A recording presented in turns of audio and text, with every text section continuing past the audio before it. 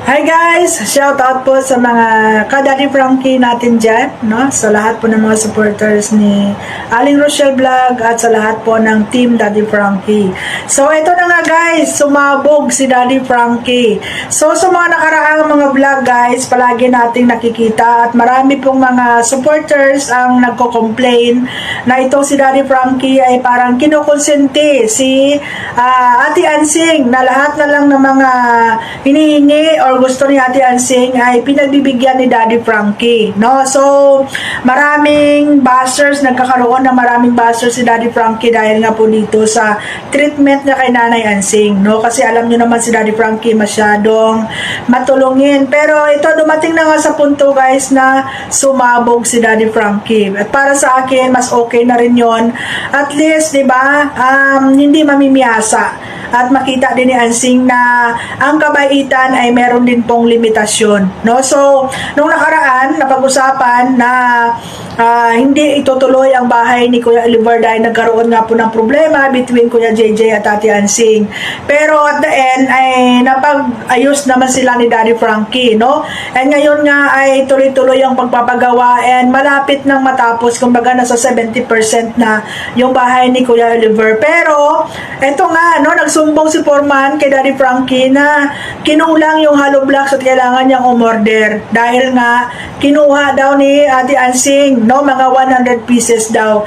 Pero nakakagulat, pati pala semento nakakuha si Ansing kasi nga tinakpan niya yung hollow blocks sa semento doon sa kanyang bahay, no? So dito nagalit si Daddy Frankie kasi kung naalala natin sa mga previous na mga vlog ni Daddy Frankie, sabi ni Daddy Frankie okay naman sana natulungan siya doon sa hinihingi niyang kailangan niya para doon sa kusina niya, dirty kitchen niya, pero patapusin muna yung bahay ni Kuya Oliver kasi hindi naman ganun kadamot si Daddy Frankie.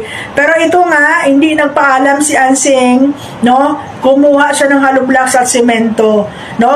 At hindi talaga siya sabi kay Daddy Frankie nung time na kahit na nag-usap sila, pinagayos sila, no? Tinago niya hanggang sa na-discovery guys, no? So, nagalit dito si Daddy Frankie kasi bukod sa walang respeto, ay parang feeling ni Ansing, no, parang obligado siya na tulungan ni Daddy Frankie, na parang feeling niya siya yung isa sa mga beneficiary ni Daddy Frankie na supposed to be magpasalamat sila kay Daddy Frankie kasi may mga tao na concern at willing tulungan yung kapatid nila na tutusin responsibilidad nila yon, no?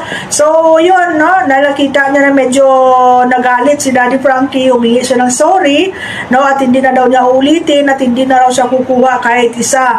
Pero ang pangit dito na talagang masakit sa pandinig ni Daddy Frankie, yung sinabihan si Daddy Frankie na ibalik ko na lang para tumigil ka sa pagkuda-kuda. Kumbaga parang kung titingnan mo, parang si Daddy Frankie pa ang nagiging masama dahil doon sa pag-confronta sa kanya sa pagkuha niya ng materyales, no? Yung sinabing tumigil ka na sa pagkuda-kuda, no? So masakit yun guys, no, na ikaw na nga yung tumutulong, parang ikaw pa yung nasabihan ng hindi maganda, no? So ayun guys, no, dito kay Ansing, no, nung mga nakaraan medyo naawa na nga rin ako guys kasi naintindihan ko naman, no, pero dito makikita na talagang may personal interest talaga dito si Ansing, no? Kumbaga pinapakita niya na willing siyang tulungan na talagaan yung kapatid niya, pero no, may kapalit, no, parang kailangan meron siyang mapakinabangan doon sa pagtulong niya doon sa kapatid niya guys, no? And yun,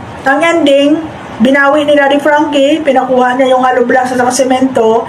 So, imbes siguro na may plano pa si Daddy Frankie na tulungan si Ansing pag natapos yung bahay ni Kuya Oliver, ay parang hindi na siguro matutuloy, no? Kasi sa ganitong pangyayari na kumbaga parang hindi ka makapaghintay, nagdi-demand ka, no, na parang inuobliga mo pa yung tao para tulungan ka, no?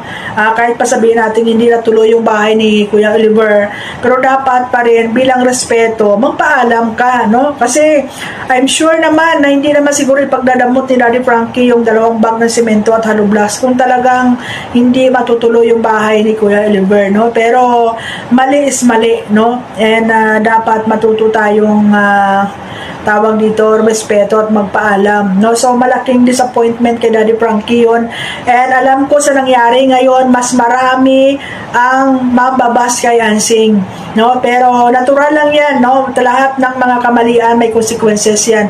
Ang importante is talagang ginawa ni Daddy Frankie ang tama, na kailangan supilin itong si Ansing kasi mamimihasa to eh. Kasi sa dami ng vlog ni Daddy Frankie, no, ay talagang tiniis ni Daddy Frankie na kahit mababas siya dahil sinasabihan siyang in-spoil niya itong si Ansing, ay talagang tiniis ni Daddy Frankie kasi ang intention niya talaga is makatulong. At bilang pamilya ni Kuya Oliver ay nakikisama din si Daddy Frankie, no, pero sobra na, no, sobra na at hindi dapat itolerate yung mga ganitong maling gawain. No, minsan talaga kailangan mong ipakita sa tao na may hangganan din ang kabaitan at may hangganan din ang pagtulong, no? Hindi po masama ang tumulong, pero pag may mga ganitong tao na talagang masasabi nating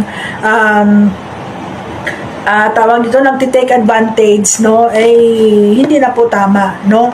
Imbes na tulungan ka, mawawala ng gana yung mga tumutulong, no? So ayan, naawa din ako kay Ansing, guys, pero minsan kasi kailangan talaga turuan ng leksyon para matuto din.